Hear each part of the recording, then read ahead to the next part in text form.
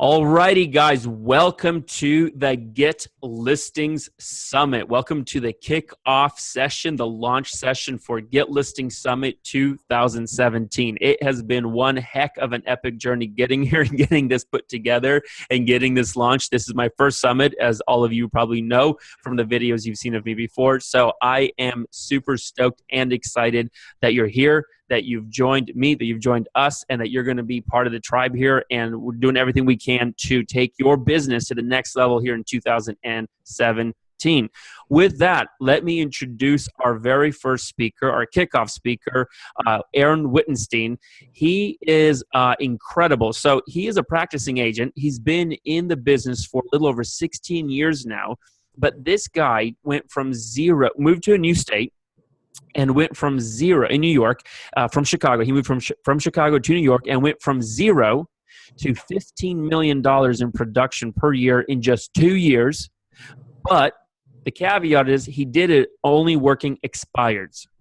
Okay, only working expired. So what we're going to do with him in this session is we are going to literally unpack everything that there is to know about expireds, what works, what doesn't work, what mistakes agents make, what agents should be doing more of. By the end of this session, our goal, his and my goal for you, is to be able to literally turn around with 4 or 5 pages of notes and know exactly what you need to do step by step to go kill it with expireds, and be able to add that component to your business. So with that, welcome to the summit, Aaron. What's up, man? Thank you for having me. I feel honored. I'm the opening thing here. And yeah, thank you. I really appreciate it. This is a great thing you're doing, by the way. I'm super excited. Thank you first and foremost. So, and then the other cool part about the business is that I don't work nights. I do not work nights. I work Saturdays by appointment only, and I haven't worked a Sunday in like 17 years. So.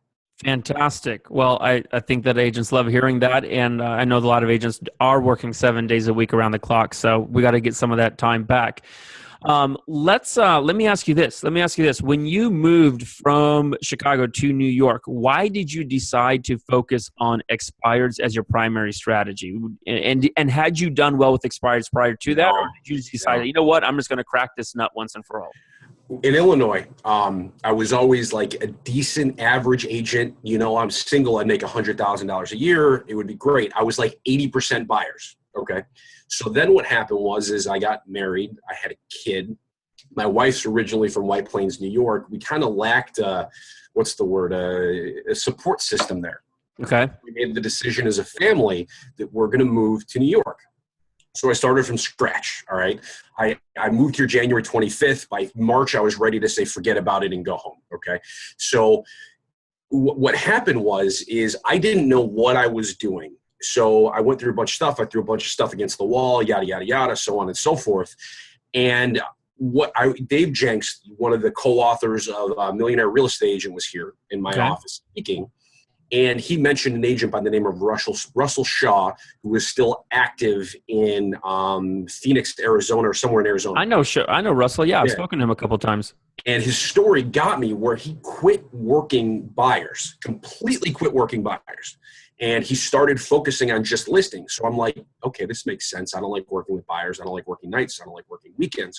So I honestly, I don't know how I started working with expireds. I started talking to a lot of high level people, and I got this guy named Brad Puffer in South Carolina. Said he used to work Vulcan 7. And so I started calling Vulcan 7 expireds. I've been cold calling since I was like 15 years old. So it's in my blood. Okay. I started in this business cold calling apartments out of a phone book. Okay. So I don't know, like, I wish I had a good story. I honestly don't remember because I think it was that much of a blur. Yet I started calling November 1st of 2013. I called 3 months straight. On a snow day, I would come in here for 12 hours. I would call upwards of 12 hours at a time. I didn't take a listing for the first 3 months. Okay. First 3 months. Then come February, I took 8 listings. Nice. And it was just like, it works. I've built my business on expireds. Right now, the issue that I have is I'm too overwhelmed with the amount of callbacks. I've got 242 people to call back between January 1st and February 1st that potentially want to sell their home. Over the last 3 years, I have built a database of expireds where I have over 753 people in the next 2 years that may have an interest in selling their home. Gotcha. Okay. And you just stay hyper focused on that. You just keep going deep with that. I love that. Mm-hmm. Walk me through this. What kept you going through your first 3 months of nothing? Like that's a bit of a slog. That's a bit of a grind, like what was your why? Like what was your driving why? So then my why was different than what my why is now. Okay. Okay. What my why was then is I moved in to a new area. I was living in my in-laws' basement, and we basically went from making $400,000 to making nothing. Okay. And we had a kid. I'm living there. So I know I got to do something, and I know I'm good at it, and it's going to make sense. Which it's a good, thank you for bringing that up actually, by the way. But the thing is that I never actually wound up taking all of this stuff seriously. Like I do it, but I didn't do it systematically. And the reason being is that I'm a firm believer in having a big why. Okay. And can I share a story? Is that cool? Yeah, no, please go ahead. Okay. So I want to share kind of what happened to me it was August of this year. Okay. Starting August of this year, I suffer from serious anxiety, like to a point of like where a deal falls apart, where I would start looking on Craigslist for different jobs. Okay. I take medication to help me kind of make me feel better. All right. So what happened was anybody who's aware of anxiety or suffer from depression, you know that when you do a medication switch, it can really mess with you big time. So I did a medication switch because I wasn't feeling right, and the anxiety became worse. Right after I did that, we had a leaking thing in our basement that turned into a $50,000 renovation job. So I had to move into a hotel with, now I have a 5-year-old, 2-year-old twins, a dog, and a wife that I'm living there. All right. When they did the medication switch, what wound up happening is the anxiety turned into depression. Wow. I couldn't get out of bed in the morning. It was so hard for me to just get myself out of bed. And I finally get my head strapped on straight. I suffer from ulcerative colitis. Next thing you know, my head's on right. My stomach is a disaster. So they put me on 50 milligrams of prednisone. Okay. Which basically turned me into the Incredible Hulk. All right. So it was bad. It was really bad. And then from there, I got a sinus infection, couldn't talk through this whole thing. And in the meantime there is, I make a decent buck, but the issue in New York is that it takes forever to close. So what happened is I had 2 months where I actually needed to take commission advances. I had $100,000 sitting in front of me that I couldn't touch because it wasn't ready to close. So the moral of the story here is that no matter what, through all, what's my language level? If can I swear, or is that frowned upon? Just try to go light with it. I don't know who's in the background. Okay, PG-13. PG-13. Okay, got it. With all the stuff that I went through here, every single morning, I still woke up. I got on the phone between 7:45 and 8 o'clock and made my phone calls every single day. Okay. The reason that I do that is because of my why. And what I realized at that time, that's when I really realized my why. And what I found is that the agents that are amazing, not great, but amazing, have a why. What my why is, and no matter what, I always get emotional when I do this. My father passed away when I was 3 years old. Okay. And I have 3 children. And when I was 18 years old, my mom didn't have as much money as we needed, and we almost got evicted from our apartment. So now what my big why is, I have a 5-year-old, I have 2-year-old twins, and I never want them to have to worry about money ever. And I'm not willing to sacrifice the time that I'm going to spend with them to be able to do that. And everything that I do right now, so everything that I do now either brings me closer to my why or takes me further away. Every decision that I make either brings me closer to my why or takes me away from my why. It's that simple. And the difference between the good and the great is they know their why, and they get their ass beat and they just bounce back quicker. So that what I think, no matter what, if you guys take anything away from this summit, you need to figure out your why. If you don't have a why, you can have all the tools in place. You can do expireds for sale by owners. But if you don't know why you're doing it, you will never reach the levels of greatness that you have the ability to reach. So Thank you for sharing that. I absolutely love that. I can feel your emotion. That is a powerful driving why. I love that. How does you found your why going through between a rock and a hard place, right? That's kind of where you established your why. For somebody listening here on the summit today, let's say that they're not fortunately going through, a time where they could be described as going between, being between a rock and a hard place. How would you advise them? Are there steps that you advise them about going and truly discovering what their why is? I've heard of people establishing their why, but then it's not really something that really drives them and sticks with them, right? So maybe it was a nice to have, but it wasn't a why. okay. What would be your advice, or right before we dive into some tactical stuff about expireds, how would you advise going about finding my why? It's not easy. The thing is, I actually started a program right now where I don't charge anything for this. It's called Project Big Why. You come to my Facebook group, Lead Gen Scripts and Objections. 3 times a week, I walk people through this. I have the innate ability to sit down with you on a 15 to 20 minute phone call and figure out your why. What happens is everybody has a surface why. They always say, I want money. Right. I want success. I want freedom. The thing is why do you want success? Why do you want money? What brings you back? And you keep asking yourself, why, until you get to a point where it either evokes tears or it evokes anger. And once you've hit that, you've had a breakthrough. What I will tell you, the one thing I've learned from these multiple conversations is your why can never be about yourself. Your why has to be relating to somebody else, whether it's a family member, it's a friend, it's a child. If you have a kid and you don't have a big why, that is just ridiculous, unacceptable, and selfish. Because the moment that you're doing something that's greater than you, you have other people that are depending on you. And if you don't do it, you are selfish. So your why should never be about you. Your why should always be about somebody else. And it's a very hard place to get to. But when you do, everybody has one. You will see breakthroughs that you never imagined that you could hit. I absolutely love that. Okay, very good. All right, let's switch gears a little bit to expireds. Yeah, the crying session's over now, so let's get to something. But powerful. Yeah. And you know what? I want to punctuate that with the fact that even like putting on the summit, organizing the summit for me, first summit I've ever done, went through a lot of insecurities. Because just feeling like a small fish in a really big ocean, right, all over again compared to where my comfort zone was before.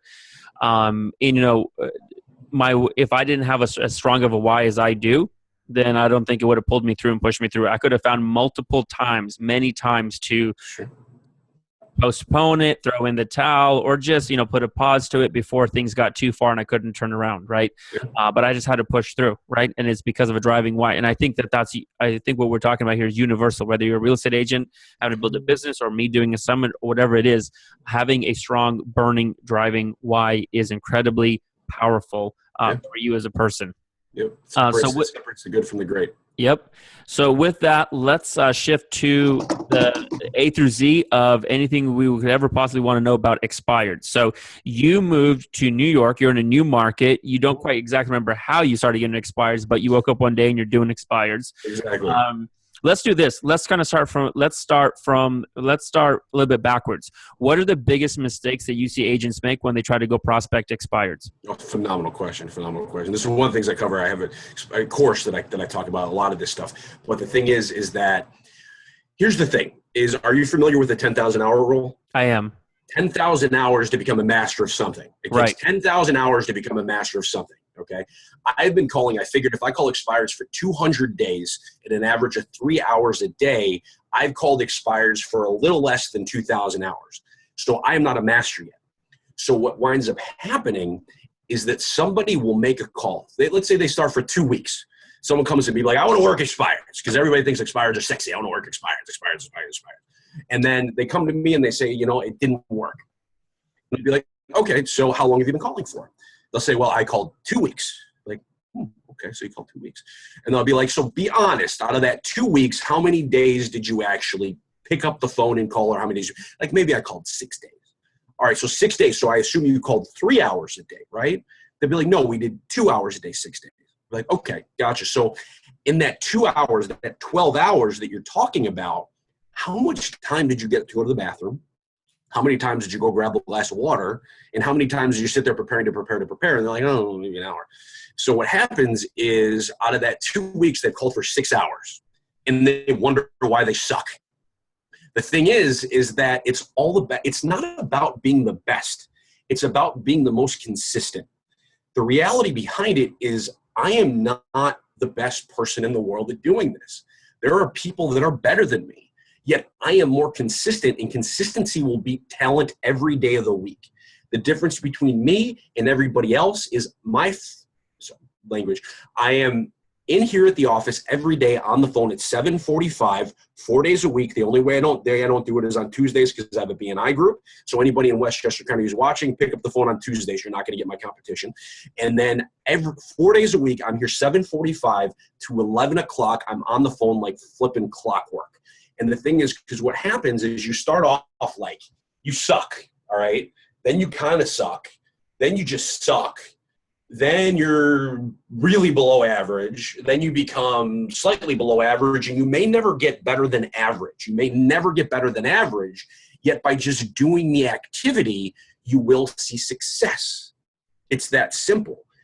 And the second part about it is that where people fail miserably is that they lead generate for now.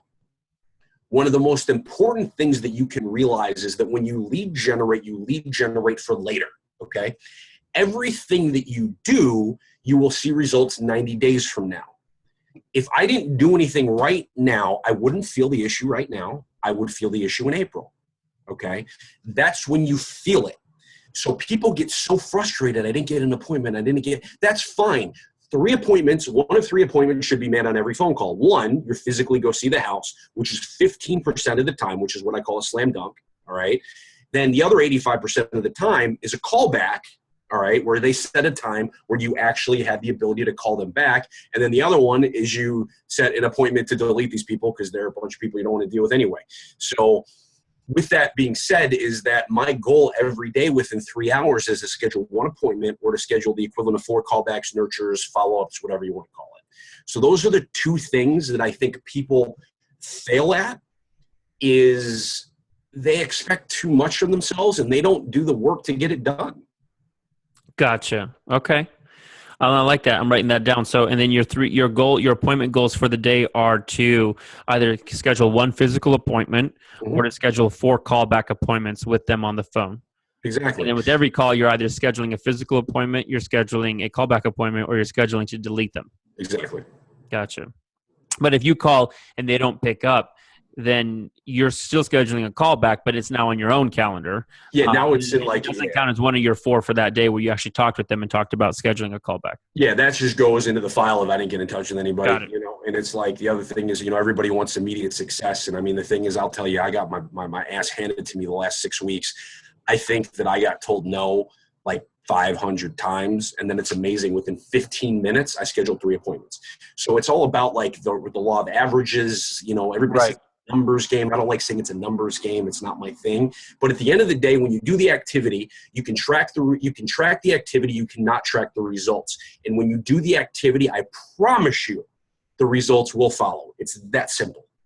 One concept that I absolutely like is fell in love with when I kind of understood it, and I've been applying it in my own life, is the law of average speed over time. Right? Everybody wants, I read this on a blog post. I forget the guy's name, but I'm subscribed to his list. But on the blog, he writes, imagine a writer. Oh, actually, this was James Clear's blog, jamesclear.com. He writes about productivity. He has, when we all have this romantic idea of a writer, right? A novelist, somebody who goes off to a cabin, locks themselves in with a typewriter and some whiskey and a cigar, right? And they're just furiously typing away on a typewriter, cranking out, the next best novel 3 months before deadline. And that's a massive amount of effort in a short amount of time to try to produce a massive amount of output. And what he explains is That's how most people go after trying to accomplish our results or whatever we want. In this case, could be expires or building your business, getting more listings. What he explains, though, is that, he had a friend who had the goal of writing and publishing a book. So what his friend did was he set aside an hour every morning, 7 days a week, rain or shine, didn't matter what was going on. The guy had a family, so he had to wake up earlier. But 7 days a week, he put in at least 1 hour of writing. And in 9 months, the guy published 3 books. So it's the principle, right, of what you're talking about is consistency. It's average speed over time. You will actually get farther in 9 months of applying consistency than you will in trying to do 2 months even or 3 months of a Herculean amount of effort in a short amount of time, right? I'm just writing that down right there because I like the way that sounds. So I'm going to steal that. I hope you don't mind. Do it. I like the way that sounds. So thank you for giving me that. Yeah, of course. Yeah, so it's the average speed. It's the law of average speed over time. Like you just outpace the competition, right? It's kind of like the tortoise and the hare. So your 2 points about the biggest mistakes that agents make are you don't have to worry about being the best. You have to worry about being consistent because most agents just aren't consistent with it long enough to give it a time to work. And the second thing that you're saying is you're not lead generating for right now. If you get something that pops right now, great, but usually you're lead generating for 90 days out plus, which actually relates to your start. You said for the first 3 months you didn't have anything, and then you listed 8 listings. Exactly. It took 8 listings in February. I just took a listing. I've been in touch with these people for 2.5 years. 2.5 years. I mean, and then, yeah, I mean, it's just doing it and doing it and doing it. And then the other thing, the third one I'll say is that the thing is that you need to set an expectation. You need to cut yourself some slack. Because the thing is, it's going to take you time to get to a level of mastery. And it's so easy to become hard on yourself and quit, where you need to just have faith. And when you have faith you have to have faith in yourself that you are going to succeed when you do it. It's that simple. And you need to cut yourself some slack. That's it. You're not going to be a master overnight. It's that simple. So let me ask you this, and I know there's probably some agents on here that are probably thinking this question. So let me play devil's advocate with you a little bit, and let's refine some of the ideas. Sure. You're saying that when it comes to lead generating, you're lead generating 90 days out. Now, let me play devil's advocate on this. If I'm calling expireds, aren't they right now business? Like if they just expired, they're getting back on the market if they're going to get back on the market right now. So where does this 90-day thing come into play with this? This isn't like, FSBOs or even just calling, prospecting a neighborhood where there's a bit of, aren't expireds right now business? It depends. A lot of people that wind up relisting their property right away, they've already selected an agent. That's what I found. Okay. And what winds up happening is the moment that a house comes off the market, you got to be first, because if you're not first, it's pointless. They get inundated by like 200 agents calling them. They are because here's the deal, is that an expired is a great source because these are people that have already raised their hand and said, I want to list and I want to list with an agent. Right. They're pissed. They are pissed because they're like, wait a second, let me just think about this for a second. My house didn't sell by a real estate agent. Now I have 73 real estate agents calling me that want to list my home. Where the hell were you guys when my home was listed? Right. How you would feel. So a lot of the times they need a break. So what it is like you call for the first couple of days, and then after that, you got to wait. You got to step back because I'm a firm believer, and I like to be sold. I like to sell the way that I like to be sold. Mm-hmm. And that's why all my scripts that I use are very relatable. And, I talk to people. I don't talk at them. But just logically think about it for a second. If your home came off the market, it was on the market for 217 days, it didn't sell, do you want to talk to me? Probably not. Exactly. And there's never a good time to call someone that doesn't want to talk to you.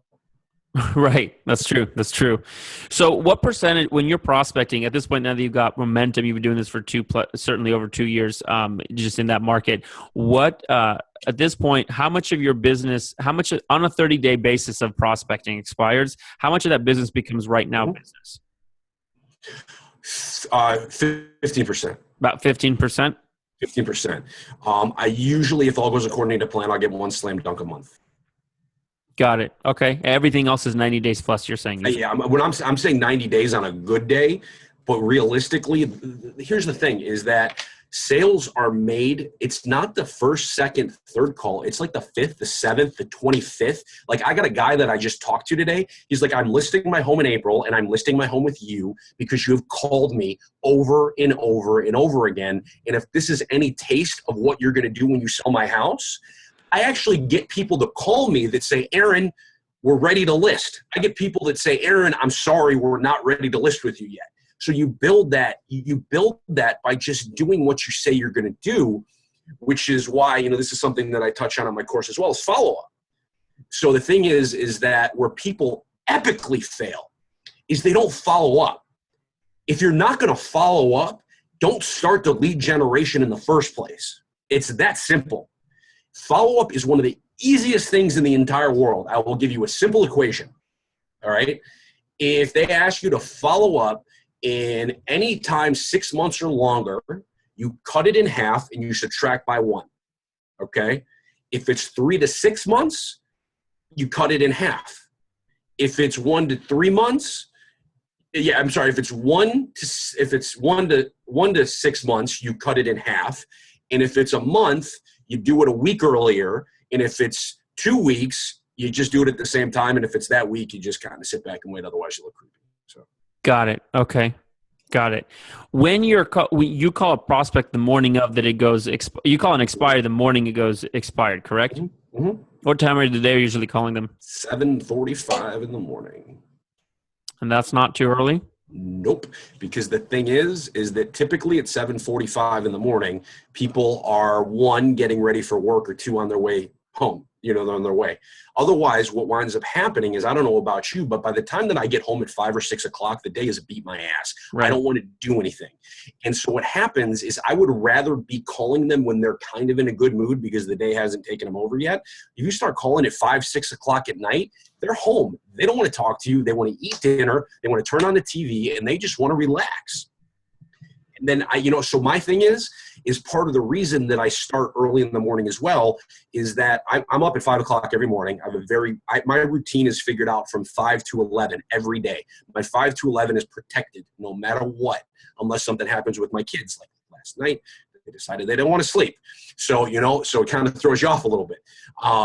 So 5 to 11 is protected. And for me, it's one of those things that you are most effective, in my opinion, on what you're going to do before lunch. So the thing is by 11 o'clock, I know that I've completed what I need to complete for the day to go home where I can tell my family that I have done my job for the day. We were supposed to do an interview. I was sick last week. I was out with a nasty sinus infection. I didn't lead generate for 4 days. I felt like I felt dirty. Like I felt like I didn't shower and I took a walk through the Mojave Desert. That's how bad I felt about it. And that's where you need to get to with lead generation, whether it's expireds for sale by owners, it's prospecting, anything. 3 hours of your day has to be generated towards a new lead generation. And if you're not good at it, you better find someone who is. Right. These are, as some would call, your dollar producing activities, right? Mm-hmm. Your dollar makers, baby. That's right. So let me ask you this: let's role play an opening call. You're the real estate agent. Obviously, you're you, and I'm a homeowner. And let's just let's pretend we're getting on the phone. Ring. And what do you open up with? Sure, it's great, and it's one of these things where I've mastered a point where I can control the first 75% of the phone call. Okay. Ways where I can control, like in my course, what I talk about is how to control the first 75% of your phone call. All right. So the thing is that I use the same script no matter what. So I call, I'm like, hi, I'm looking for the owner of 123 Smith Street. Okay. Well, that's me. Yeah. Hi, my name is Aaron. I'm a local realtor. As you're probably fully aware, it looks like your property came off the market yesterday. It's a 4-bedroom, 2.5 bath, 20. It fits the mold. I'm just trying to figure out how in the world did that place not sell? You tell me. You're the realtor. You're the expert. I mean, honestly, if you had to pinpoint something, anything, how in the world did that place not sell? I don't know. I think my agent just didn't do a good job. Didn't get a lot of showings. I don't know what's going on. I mean, they said that it was priced right, but just didn't get it. Didn't get a lot of showings. So I just got to assume that my agent didn't know what they were doing. So overall, you would say it was due to poor representation. Is that correct? I don't know. I'm not an agent, but I would think so. I mean, they're the experts. Sure. No, I totally understand. Now, are you living in the property right now, or is it vacant? No, I'm living in it. Okay. Side note, if that property is vacant, that is a slam dunk. I do not let you off the phone without getting that appointment. Okay. Got it. Because they're losing money. It's that simple. They're losing money. So, okay. So you're living in the property right now. So let me ask you this. When you did have the home for sale, when did you want to be in your new home buy? Perfect world. Perfect world. We wanted to have the house sold within 3 months so that we could turn around and then move within that time period. Right. So you're like 9 months behind right now. Yeah. Gotcha. Okay. So what my team does, we actually specialize in helping families just like yours. 80% of our business, which is last year was 27 families that had their home on the market as long as 1,039 days. We help them turn around in 29. How can I help you? Gotcha. Well, it's good to hear, but honestly, I got to talk with the wife about this. We're at this point, we've been waiting for so long. It's frustrating. It's been frustrating. I appreciate the call, but at this point, I think you just got to talk with the wife. We got to figure out what we're going to do and what we're going to plan next. Of course. So let me ask you this. So have your plans since this all happened? Are you still not planning on moving? We still want to move, but at this point, if the house doesn't sell, we can't really buy another house. So Sure. So it's very important that you get this home sold. And if you don't get this home sold, you can't move to destination unknown, right? correct. Yeah, that's how it works. No, I totally understand. So, I mean, here's the thing. So I understand you need to speak with your wife. Okay. What tends to lend well to your schedule? What works better for you? Late morning, early afternoon, or Saturday? I'd love to stop by and have a conversation. Yeah, well, I appreciate that, but we've got between the wife and the kids and everything we've got going on. I don't think we're ready to take any appointments yet, or just meet anybody about it yet. Again, I think who knows? Maybe we're just not going to even put it back on the market for a while. The house that we wanted is a long time come and gone. Gotcha. I appreciate your call, but I just don't think we're going to do anything right now. Okay, so are you saying not now or not ever? I'm assuming we'll move some point, but right now at this point, I just don't think we're going to do anything for at least another 3 months. Gotcha. So you're thinking 3 months out is when you're planning on doing something? If we decide to do something, probably then. Sure. Fair enough. Well, let me ask you this. I mean, if I could show you how I could get your home sold, let's say hypothetically speaking, I could show you how I could get your home sold. We could have it sold within a month. Would you at least like to sit down and have a conversation? I think it'd be great, but our agent showed us a plan of how that could do that, of how we could have done that too, and that didn't work out. No disrespect to you, but I think at this point, my wife and I got to sit down and figure out what we want to do first and what's right for us, whether it's even means selling it now or later. So before we figure that out, we got to figure out before I can give you an answer, we got to figure that out. Sure. I totally respect that. I get it. And I mean, here's the thing is I'm the first one to call. So just be prepared. You're about to have 57 agents call you within the next 2 hours. So just great. For that, what agents forget to tell you is when your house comes off the market and they don't sell it, you wind up getting calls by a bunch of us. So here's what I'm going to do. I'm going to go ahead. I'm going to shoot you out my information, my 150-point marketing plan, my pre-listing package, my expired evidences of success. What's the best email address for you? Gotcha. Okay, cool. We can end the role play there. Got it. I understand. So I'm giving you my email address. Got it. Okay. And then what I'm following up with is when do you think you're going to have an opportunity with your wife to discuss? Gotcha. Okay. And then from there, I base my call back upon that, and then I shoot you out the information. I call you back to verify you received the information. Then I call you back, once you told me to call you back. So. Got it. Okay. That makes sense. So you're all on your opening call, you are. Let me ask you this. What is the intent of the open in terms of how you do the script? What's the underlying intent? I don't quite exactly remember it now, but you called and said, hey, are you the owner, looking for the owner of 123 Elm Street or whatever it may be? I'm the owner. Okay. I'm calling, as you know, you're expired. I'm sure you probably know you're expired. You have a 4-bedroom, 3.5 bath. Seems like a perfect fit. Why didn't it sell? Is that the way you open it? How in the world did that house not sell? How in the world did that house not sell? Now, why do you ask that question specifically? Because if let's say, ask me, here's what I want. Let's reverse role play. Okay. Ask me, do you still want to sell your home? Hey, Aaron, do you still want to sell your home? No. Why not?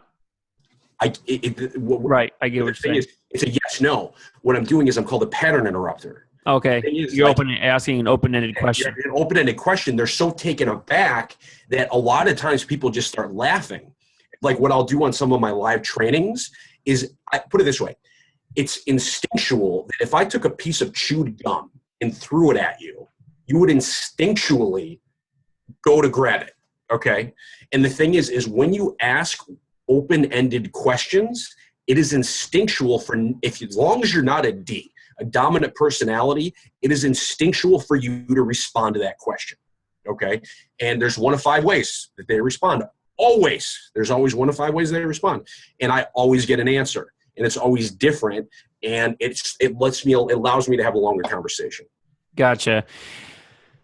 And obviously you're trying to extend the phone conversation for as long as possible, because the longer it can go, the better that's better for you, the prospector, because the longer the phone call, the better of a connection you're making and the more information you're ideally getting. Right. I mean, you could watch this stuff. I mean, I live lead generate every day on my Facebook group. You can see me live lead generate. Like today, I had some killer conversations today. I mean, it was amazing. Right. By the way, you run an expired mastery, kind of a mastermind, right? Yes. I think I saw something about that on your Facebook page. Tell us a little bit about that. Yeah, it's expiredmastery101.com. So expiredmastery101.com. What it is, we actually use the same product you're using right here. We use Zoom.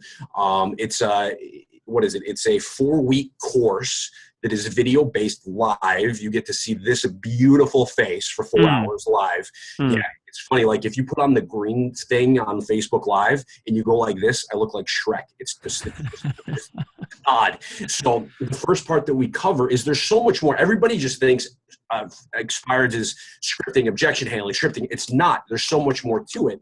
We go over mindset, time management. Then we go over scripts and objection handling. Then we go over follow-up, as well as pre-qualification and a basic usage of follow-up within Vulcan 7 and Seize the Market. And then the fourth one is I have an expired listing consultation that I have geared directly towards expired listings.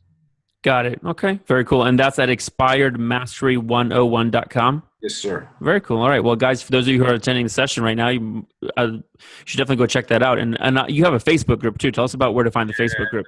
Facebook.com/groups/got objections, like got milk. Or if you just type in lead gen scripts and objections, it pops up right in your feed. Gotcha. Very cool. Okay. All right. So when you're calling people, you are always asking, your first question is always, so when you get delivered the script, this is the same script every time, correct? Every time. There's no variation to it. Okay. Every So time. it is hi, I'm looking for the homeowner. I'm looking for the owner of 12 Elm Street. They respond with, let's say they say yes, then you go, great. Well, my name is Aaron. I'm a local real estate agent from ABC Realtors. No, let me stop you. Sorry, I didn't mean to cut you off. No, good. The reason, I'll tell you the exact reason that I do everything that I do. There's a reason behind it. The reason that I ask for the homeowner is that if you want to mess up from the beginning, ask for somebody, butcher their name, ask for a dead person, or ask for an ex-wife. You are done. It's that simple. So when you ask for the homeowner of this property, you can't mess that up. And if you mess up the street name, you're not offensive. And, it sounds like more of a business call. I say, my name is Aaron. I'm with my name is Aaron. I'm a local realtor. What happens, I'm with Keller Williams. So a lot of Keller Williams agents call. So the thing is that if you say I'm Aaron, I'm with Keller Williams, automatically they'll be like, you're the 17th Keller Williams agent to call me. So I make sure I keep that vague. Then what I say is I assume you're fully aware that your home came off the market, which basically at that point gets their brain triggering, which means they're not paying attention to anything that I'm saying. They're just thinking, wait a second, what is this guy talking about? Then I bring them back to reality, explain their home, that I actually know what I'm talking about. I go into the pattern interrupter and boom, I got them right there. Got it. Okay. So it's, hey, I'm looking for the owner of 123 Elm Street. Let's say you say yes. Then say, oh, okay. Well, my name is Aaron. My name is Andrey. I'm a local realtor. I'm calling. Wait, how did the script go? I'm sure you're aware. Oh yeah, I'm sure. So hi, I'm Andrey. Let me restart. Ring, ring. Hello. Hi, I'm looking for the homeowner. I'm looking for the homeowner of 123 Elm Street. Yes, it is. Okay. And my name is Andrey. I'm a local realtor, and I'm sure you're aware that your home expired today. Yes. Yeah, and it came off the market. You got to talk fast. Got it. The faster you talk is like, when I talk fast, it's because you can't hang up the phone on me when I'm talking fast. I'm getting my first 30, 45 seconds off before you have the opportunity to hang up on me. It's that simple. Got it. Okay. So I'm sure your house whether your house expired today. It's a 3-bedroom. It's a 4-bedroom, 3-bath, 3,500 square feet, priced at $297,000. How in the world did it not sell? Here's the difference in what I did versus what you did. Is number one, you said expired. They're not familiar with the term expired. They don't understand the word expired listing. your home was taken off the market. That makes sense. Okay. Got it. When you say, how in the world did your house not sell? You don't sound like you care. Like, you've got to make it be like, like, Got it. How in the You got to put really How in the world did it not sell? Aaron, how in the world did your house not sell? Got it. Okay. So, and it's very important how you use that context, because you have to all right, here's the thing, side note, is when you call expireds, there has to be a reason that you're calling expireds. Because at the end of the day, I get beat up like you would not believe. Mm-hmm. I'm in New York, okay? So I've been told F off more times than you can imagine. I've had death threats. People kill my family. They want to come over to my office. It's bad, okay? Like, it's really bad. People hate me calling them. Where was I going with this? I was going somewhere really, really good with this. Well, I want to get there then. Yeah, no, where was I going? I just totally forgot. And but you were saying that you have to have a reason why you're calling. Yes. You have a reason why you call. So at the end of the day, when you put your house on the market, all right, you have an intent and a reason and a need to move. 90% of the time, 10% of the time, they're just testing the market. So let's say, hypothetically speaking, I'm calling Joe. I don't know Joe's deal. For all I know, Joe is living with Mary. They're living in a very small home. They have 3 children. Because of the small home, they don't have the ability to have the space that they need to roam around, which is causing an issue within their relationship, which is then causing an issue with their children, because they're not in a good school district that they need to be in. So it is my job, it is my duty to allow these people to let me list their home, because I'm really good at my job. I want to use different language there. I am really good at my job. And if you don't want to talk to me, forget you, I'm on to the next. It's that simple. Got it. Because I feel my duty, it's my service to help these people out. So I come from contribution. If they don't want to talk to me, F them. Got it. That makes sense. To circle back one last time to the opening script, and the reason I'm tearing this apart is because, like you just saw, I was practicing it and you were correcting me, and I want to make sure agents hear it. Yeah. I think sometimes when we hear scripts, we very quickly modify them or change them, but there's a reason why they work the way they work, right? So I think it's very important to understand the specifics, and I hope you guys are taking notes and writing this down. But real quickly about so I call in and I ask for the homeowner 123 Elm Street, and you say, that this is him. And then I say, so I don't say, I'm sure you're aware that your house expired today. Instead, I say, I'm sure you're fully aware that your house came off the market. I'm assuming that you're aware, because I just like the word assume. Got it. Well. So I'm assuming. Hi, I'm Andrey. I'm a local realtor, and I'm assuming that you're aware that your house came off the market today. Didn't expire, and you're not saying expired. You're saying came off the market today. Yes. Got it. Okay. Just wanted to make sure I got that clear. All right. What happens? What do you do if somebody says no, this isn't the homeowner? Oh, if they say I'm not the homeowner, then I say, okay, gotcha. Because, for example, I use Vulcan 7, so they get a bunch of different numbers, and I say, okay, gotcha. So they say, I'm not the homeowner, gotcha. Do you know who is? Okay.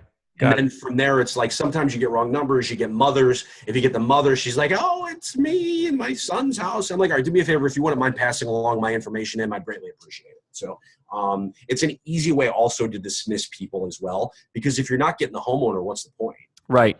And if they're not the homeowner, do you ask them for the telephone number of the homeowner? Depends on how I feel. It depends, because my thing is I like to hit and move. Like, I just want to get on to the next call. People will be like, well, why don't you ask them if they want to sell? Because the odds of them wanting to sell people that don't even know me is slim to none. And I've just waited 15 seconds so that I can move on to somebody else. So got it. Okay. And so you're doing this for 3 hours a day, 5 days a week? 4 days a week. 4 days a week. You're doing this for 3 hours a day, 4 days a week. And you're using an auto dialer? Yes, I use Vulcan 7 for my data, and I use Seize the Market, which a lot of people don't know about, which is like an amazing product. I use Seize the Market as my auto dialer, CRM, everything. It has like a 6-line dialer. It's insane. Okay, and you're just throwing on a set of headphones and you're sitting in your chair and you're rock and rolling? Mm-hmm. Got it. Okay, how many bathroom breaks are you allowed? Usually I have to take one at 9:15, like on the dot. Like I do my Facebook Live, like 9:15 on the dot is when I shut it down, because I usually got to go pee, because I'm sucking down coffee and seltzer, and I've actually become a diva, and I thoroughly enjoy sparkling water. So, nice. Yeah, so I'm doing it up, So. Gotcha. Okay. All right. So transitioning now from the actual calling part of it. So you're prospecting expires. You're doing it 3 hours a day, 4 days a week. This is the opening script that you have. the goal of every phone call is try to schedule a physical appointment or to schedule a callback, right? Yes. And figure out the timeline. So you're really after the pattern interrupt open-ended question, you're digging for pain. You're digging for why were they trying to sell, what's important to them, et cetera. So you can really understand. Yes. Right. Okay. And you can kind of mirror that back to them and ask them questions about why that's important, et cetera. And if I could help you accomplish X, Y, that specific thing. So you're not so weak, so that your script isn't so weak as, well, if I could help you sell your home, it's if I could help you to move to that new home within 3 months, based upon what you wanted, would that be valuable to you? That sort of thing. Got it. Exactly. And you have to feel them out, because the thing is, you can control the first 75% of that phone call. First 75% of the phone call, it's me. I control it. And typically when I ask, how can I help you? The standard response that I get, one of my favorite objection handlers, is bring me a buyer. My goal on the phone is not to handle objections. I don't like handling objections over the phone. Okay. I handle objections in person. What my goal is what I call the 3 R's: repeat, reaffirm, redirect.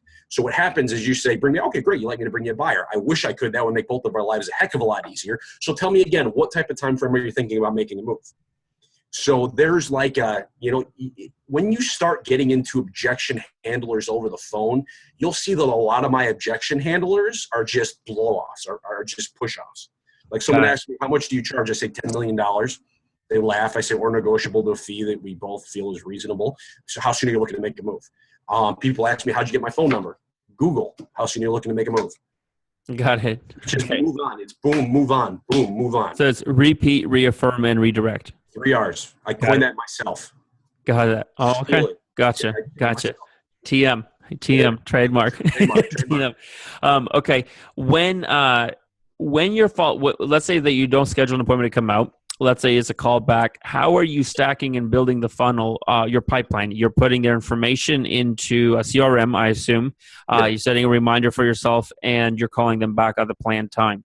These callbacks, do they count towards your 3 hours a day, 4 days a week, or is it a separate time? Well, see, right now my issue is I'm so bogged down with callbacks that I am forced to put that into my lead generation time. Okay. So I have no choice because I have so much. But typically, follow-up should be done at a different time. Okay. Got it. Because typically what my perfect day looks like is I call the brand new expireds. I call my follow-ups for that day specifically. Then I go back. What I've found is that I'll call expireds for the first 5 days. Then I won't go back to them. Then I'll do a second round in the 30 to 60 days. Because after 30 days, the bomb is dropped. They're done. They're not as pissed off and all that type of stuff. And I have like 4 separate folders. I have my 1 to 5. I have my 30 to 60. I have my 60 to 90. And then I have everybody else. Got it. Okay. If a homeowner doesn't pick up when you first call them, how many times do you call them back that same day or that week? I will call them every day for 5 days. Every day for 5 days. So that's your 1 to 5 folder. That's my 1 to 5 folder. Got it. Okay. Makes sense. Do you ever leave voicemails? First phone call, I leave a voicemail. It's a law of diminishing returns. What I realized is that the first time you leave a voicemail, you're good. I honestly, my voicemail is really good, but I cannot remember it off the top of my head because I recorded it like a year ago. And then after that, what winds up happening is they've gotten so many phone calls where your voicemail is just annoying. Got it. Right. Okay. Sure. So then when I get into the 30-day, then I leave another voicemail on the first phone call. But other than that, I left voicemails for like a year straight. And what wound up happening was I got more complaints about me in my office than my entire office combined. So I highly suggest not leaving a bunch of voicemails. Got it. Okay. That makes sense. When you're doing all these prospecting calls, this lead gen time, are you supporting it with any sort of direct mail? I do not do that. I just hired an operations manager. We're trying to figure out what system works behind that, but I do not have that in place right now. No, I am working on that though. So it's purely just picking up the phone and calling. Yeah. Got it. And using Vulcan 7 and Seize the Market. Seize the Market is my CRM dialer everything database. Got it. Okay, that makes sense. All right. And you exclusively prospect just expireds. That's it. Okay. What is an agent doing in a market where there isn't that many expireds? Is there anything that's different about that? I get 1 to 5 a day. Right, but I'm saying, what if somebody's in a market where there just isn't as much expired inventory to actually go after? That's what I'm saying. Is I get 1 to 5 expireds a day. That's it. My inventory is extremely low. Gotcha. Like on a good day, like January 1st, when you should be popping off a ton, I got 30. And I'm in competition with people. So the thing is that's why I get on the phone first, because I'm limited. Like today, I had 3 new expires. I didn't get one yesterday, but I have a pipeline built up for the last 5 years. I will never run out of numbers to call. Got it. So yeah, that's what I was going to ask. If you're calling for 3 hours a day and there's only 3 expireds, you're obviously calling now past expireds that you have in your database. They're part of your follow-up now for either your first 5 days, the 1 to 5 days file, 30-day file, et cetera, right? Because that's how else you're filling 3 hours if there's only 3 expires. Well, believe me, I can fill 12 hours a day on doing lead generation. Sure. What sort of circumference do you prospect in terms of mileage from your office? See, my area is different. I'm in Westchester County, New York, which is outside of Manhattan, and it's weird here. So like, it's a very small area, but people are very particular to where you go. I pretty much go whatever is within a 15 to 20 minute drive. You have to have your minimum standards. I don't go below $300,000. There's certain areas that I expires in are very hard. The other areas I don't go to. I will take business there, but I will not prospect. What I can tell you is when you hyper focus into where you want to be, you're so much more effective than just shooting out everywhere. Gotcha. Okay. How often does a conversation when you're calling an expired prospect, does it turn into you having to show that you're a market expert? Like maybe they'll ask you market-based questions. They'll ask you maybe what's happening with the market. And then do you engage in that conversation, or do you try to shy away from that and keep trying to go for the appointment? I don't get that question very often. I really don't. Like they say, how's the market? I say it's awesome. Got That's it. my typical answer whenever everybody asks me how's the market, I say it's awesome. Right. Okay. So if a real estate agent wants to start seriously getting after expires, whether they're brand new or an experienced agent, what should they be focusing on? You said earlier, you don't have to be the best, just be consistent. So I understand focusing on being consistent, but within being consistent, what's the number one, would you say, skill or thing that they really need to focus on to master in order to make the most amount of progress in the shortest amount of time? Practice. My coach and I, we do what we call prospecting workouts. So you prospect at a super high level. You will never, like if you heard me, if I gave you a snippet of what me and my coach and I do, we prospect hard. Like to a point of where a phone call is never going to get to, but you know your bases are covered on anything that you ask. So you have to find a prospecting partner. My suggestion is you find someone who's much better than you, and you find someone who's much worse than you. So you can learn and you can teach. And once you can learn and you can teach, you just exponentially, So when you say practice, you're talking about role playing with other agents or with a partner that you can talk. And so they're the homeowner and they just constantly keep throwing just massive objections at you, throwing curveballs out of left field, and teaching you're practicing how to be nimble on your feet and make it instinctual. Exactly. And then, at the end of the day, though, you're going to make phone calls and you're going to be bad. My first expired, I'm like, hi, this is Aaron. Do you want to list your house with me? And click. So, it's just you follow a script. If it's mine, my scripts are awesome. You've got great other scripts out there. You've got, Tom Ferry, Mike Ferry, bold scripts. I don't care what you follow. Find a script.